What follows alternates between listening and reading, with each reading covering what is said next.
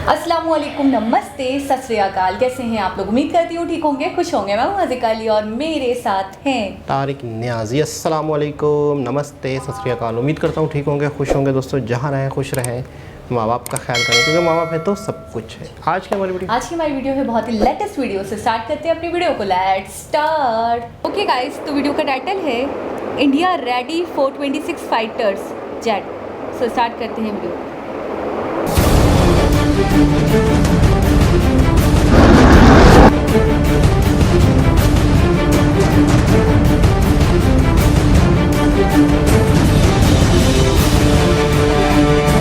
तो दोस्तों, भारत की मोदी सरकार अपनी तीनों सेनाओं को एक साथ मजबूत बनाकर दुश्मन के सामने खड़ा करना चाहती है, ताकि दुश्मन हमारी कोई भी तीन सेनाओं के बीच में कोई भी ऐसे उंगली ना उठा सके कि भारत की आर्मी तो बहुत तकड़ी है लेकिन भारत की नेवी इतनी तकड़ी नहीं है।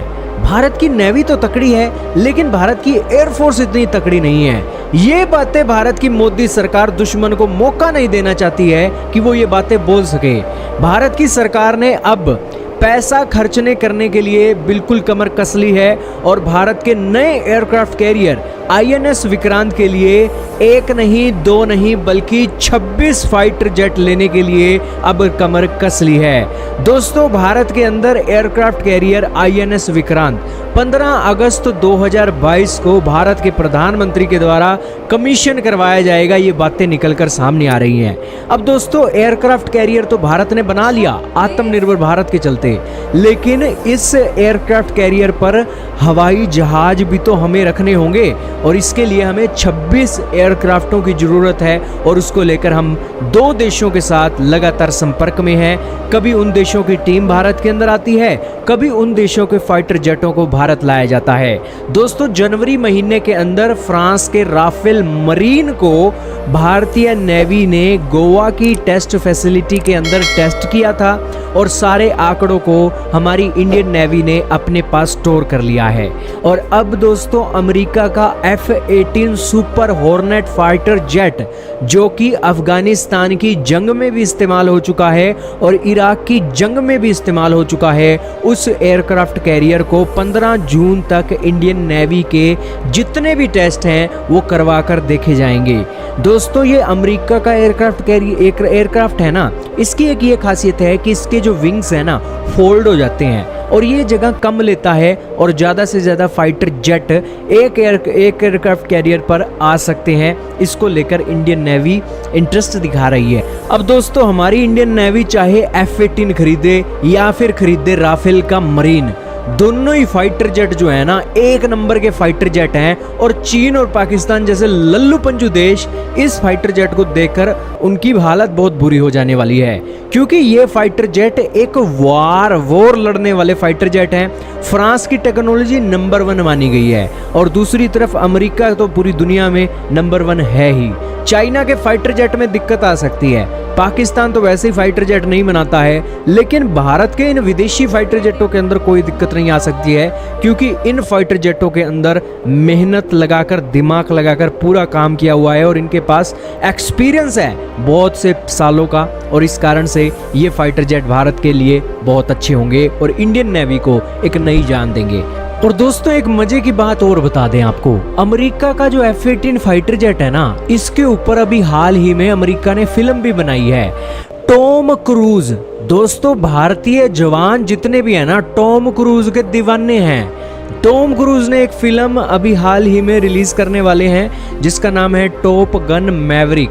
हालांकि 1986 के अंदर टॉप गन नाम की एक फिल्म आई थी और उसका सीक्वल अब ये लॉन्च किया गया है, इसका ट्रेलर भी आ गया है।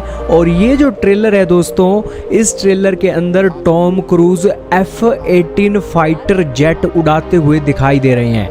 अमेरिका के अंदर दोस्तों इस F-18 फाइटर जेट को जो अमेरिका की नेवी है ना, उसने इस F-18 को शूटिंग के लिए $11,374 प्रति घंटे के हिसाब से दिया था और इन्होंने ये एक इस फाइटर जेट से फिल्म तैयार की है। अमेरिका के लोग दोस्तों दीवाने हैं F-18 फाइटर जेट के और टॉम क्रूज के, और बेसिकली टॉम क्रूज ने F-18 को नई पॉपुलैरिटी दे दी है। अब दोस्तों आप हमें बताइएगा कि हमें F-18 लेना चाहिए या फिर लेना चाहिए फ्रांस का राफेल मरीन।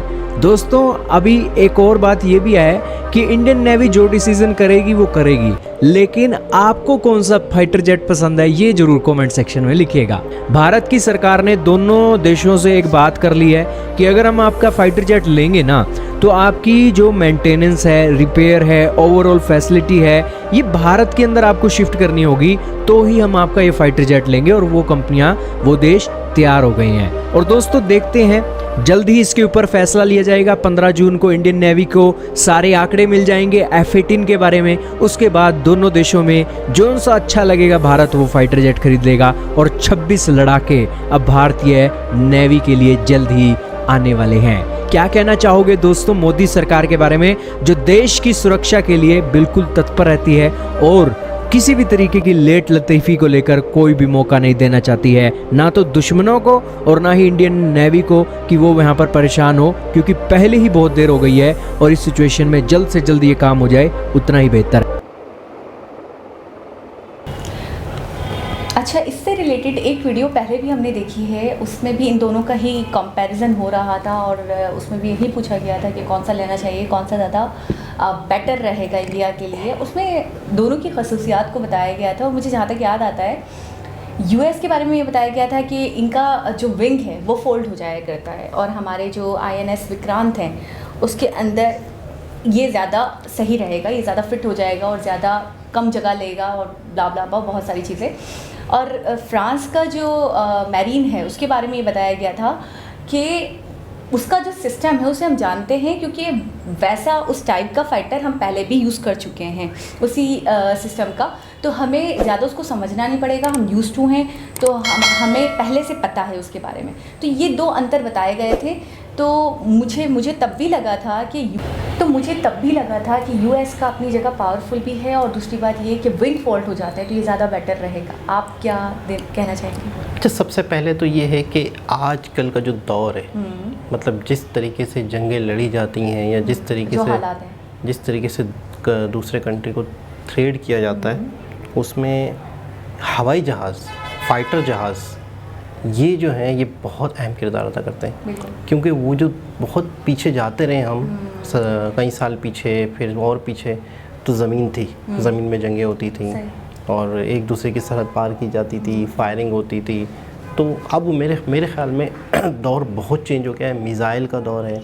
आप अपनी जगह बैठे हुए हो, मिज़ाइल छोड़ देते हो, दूसरा कंट्री मिज़ाइल छोड़ देगा। ऐसी नौबत ना आए जंग वाली किसी भी कंट्री के साथ, किसी भी कंट्री की। लेकिन ये है कि आपके मुल्क के अंदर आपके पास कितने फ़ाइटर तैयार हैं, आपके पास INS विक्रांत जिस तरीके से इन्होंने बनाया है ये आपके पास, क्योंकि इसको आप खुले समंदर में ले जा सकते हो, किसी भी देश के करीब तरीन ले जा सकते हो, फिर वहाँ ठीक है ना, रीफिलिंग भी हो सकती है, क्योंकि फ़ाइटर तैयारे जो होते हैं वो बहुत लंबा डिस्टेंस एक ही दफ़ा के पेट्रोल में, डीजल में नहीं ले सकते, तो इसको रीफ़िल ज़रूरी करना पड़ता है, तो ये काम आते हैं। तो मैं समझता हूँ कि ये किसी भी देश की बहुत बड़ी रीढ़ की हड्डी समझा जाएगा, उसकी एक डिफेंस सिस्टम को मजबूत बनाने के लिए। आपने ये भी देखा होगा हमारे यहाँ पे बहुत टाइम तक बेनज़ीर का कोई दौर था, अमेरिका से F-16 तैयारे ख़रीदे थे, पैसे दे दिए थे, F-16 ना? हाँ, तो ये तो एक ऐसा मुद्दा था F-16 वाला कि हमारे स्कूलों में बाकायदा एक सब्जेक्ट के तौर पे पढ़ गया था, बाकायदा मुताला पाकिस्तान में हम लोग इसे पढ़ते थे कि F-16 का मसला अमेरिका के साथ, कश्मीर का मसला भारत के साथ, ईरान का मसला इसके साथ, तो F-16 तो हल ही नहीं हो रहा था। अच्छा, F-16 से काफ़ी एडवांस रहा होगा ये F-18 जो है? बिल्कुल। और दूसरा तो ये है कि F-16 का जो मसला बेनज़ीर के दौर का था, फिर आगे नवाज़ शरीफ का दौर आया, जब भी F-16 अमेरिका से F-16 के पैसे दे दिए थे, वो F-16 आके ही नहीं दे रहे थे।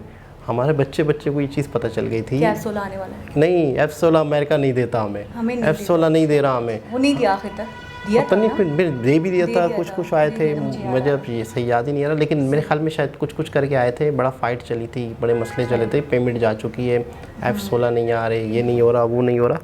तो लेकिन ये है कि F-16 के बाद जैसे हम सुन रहे हैं F-18, F-18, ठीक है ना, तो ये एडवांस से भी एडवांस होगा। बहुत F-17 advance, बीच में 17 का भी गैप है। होगा। हाँ अच्छा, टॉम क्रूज़ की फिल्म अभी कल परसों लगी है ये, आप बता रहे थे आ चुकी है। टॉप गन जो ये फिल्म थी, ये टॉम क्रूज़ की बहुत पुरानी फिल्म है, बहुत पुरानी, उसका सीक्वल है। तो ये फिल्म में भी इसको दिखाया गया, तो इसका मतलब है कि इसकी एक तो याद दिला रही थी। चलें, तो एक तो ये है कि सबसे पहले तो जिस तरह से ये कैपेसिटी, जगह कम घेरेंगे, बिल्कुल ऐसे। पर इनके फोल्ड हो जाएंगे, तो सबसे अच्छी बात तो इनकी ये है। लेकिन फ्रांस आपको पता है बहुत हैंडसम पैकेजेस दे रहा है, बहुत कम सस्ते में दे रहा है। फ्रांस के बारे में हमने एक बात सुनी थी कि उनके जो रिटायर्ड वो जो पुराने हैं जहाज़, वो इंडिया से डील करना चाह रहा है और बहुत सस्ते में, राफेल है शायद, राफेल है, बहुत सस्ते में, बहुत सस्ते में देना चाह रहे हैं कि इंडिया उनकी मतलब एक कस्टमर बन जाए उनका, उनसे ले। लेकिन है वो पुराने, है पुरानी चीज़,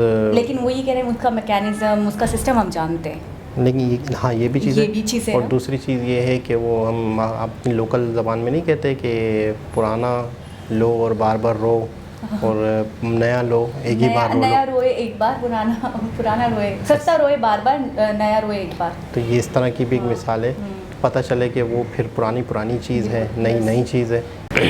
तो सबसे पहले तो ये चीज़ है कि जब कोई भी कंट्री अपने दिफा को मजबूत बनाता है तो कैसे बनाता है? पैसों से। पैसे कहाँ से आएंगे? इंफ्रास्ट्रक्चर से, तरक्की से, GDP से।